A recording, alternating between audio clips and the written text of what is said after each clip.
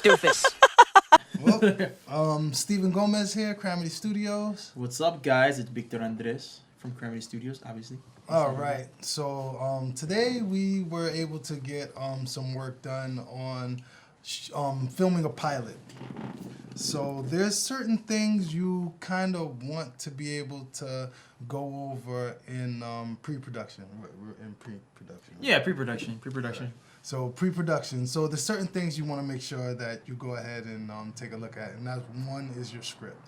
You want to make sure you go through your script and make sure everything that you have there is what you can film, and make sure that basically This is if you have no budget. Yeah, like you got ultra low budget. Like shoot. You want to make sure you don't have anything like crazy, like a car scene or anything like that crashing. Yeah. Or like shoot out on the Brooklyn Bridge. Or somebody jumping off top of a building catching somebody. Just things that you can't do.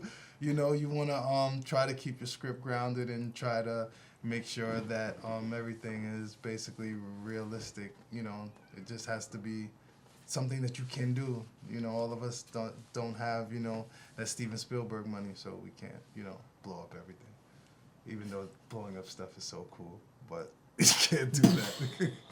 But you wanna definitely go over your script, and you wanna break down scene by scene, and you wanna take everything down. You wanna look at your locations. Can you afford the locations that you want, or can you find the locations that you want? So you wanna make sure you take a look at your locations, to see if you can get the things that you want out of it. Also, you wanna know your cast. Take a look at your cast. How many people are you gonna have on set? How many actors are you gonna have? How many are gonna have speaking roles? How many are not gonna have speaking roles?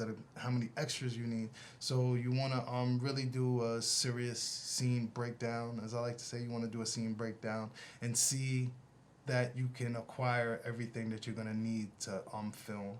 And you wanna do this for every single scene, because every single scene is different. One scene might be in the day, one scene might be at night, one scene may be inside, one scene may be outside. So this is gonna require you to have different things, different lighting, different things for your sound. So you wanna kind of be able to break down your scenes and make sure that you can get everything you'll need to film.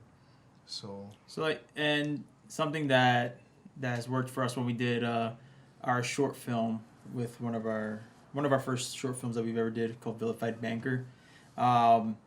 Shot listing, going scene by scene, just taking it scene by scene, like your first scene, your locations, like you said, the cast.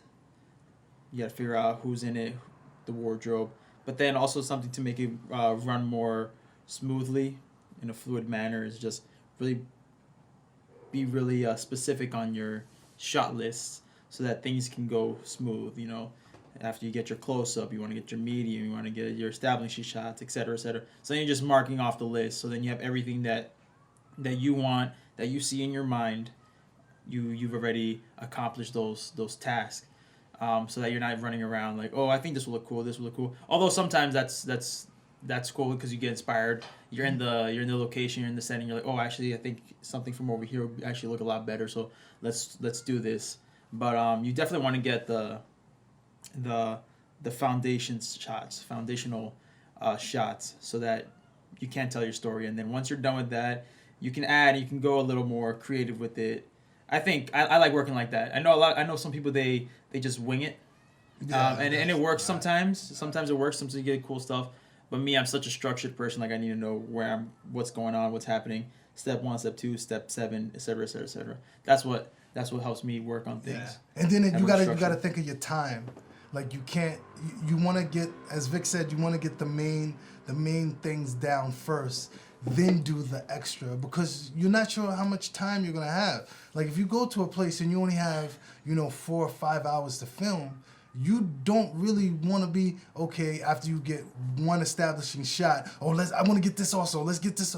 No, get what you have down first, because this is the most important things. So you have to use your time well. You can't You know, I know some people do it, but you really don't want to waste too much time. You want to get what you have to get first, and then if you have time, you can do all the extra things that you want to do. So you have to really consider your time, because you don't want to. Yeah. And if you have 4 hours, from what I've learned, when you have 4 hours in a location, you actually have about 2 hours to shoot, because one of those hours is gonna be at least setting up everything, lights, staging everything, like where the props go, scenery, etc., etc. And then you gotta take in consideration people running late, especially in New York. People are always gonna run late. It sucks when that happens, but honestly, if you rent a location for 4 hours, at least an hour of that is gonna be setting up. So you're not gonna be shooting until like your second hour,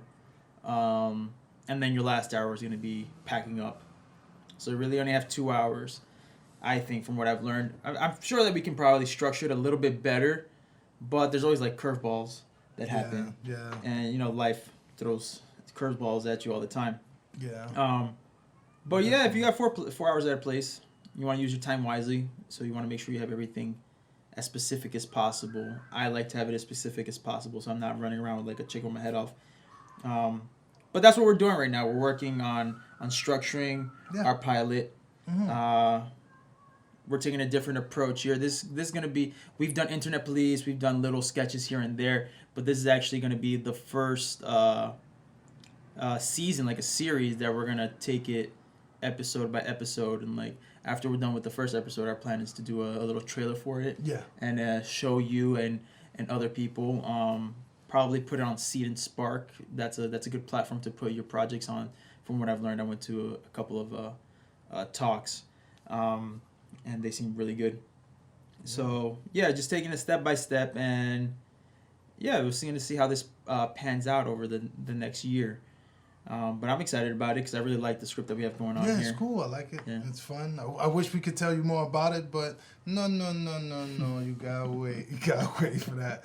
But yeah, it's a Saturday, and we're putting in that work, and you know, we're not procrastinating behind this one. We're really jumping on it. So just a few tips for you guys out there trying to get your pilots out, trying to get your projects out, and this is just the way we do it. So we hope that sharing this information help you guys out. So. Yeah. Yeah. So I think breaking down like I guess to give them like a more what's the word for it? I don't know, like the word for it, more like specific, like a little ball of like what are the tips are for when you're about to shoot your pilot.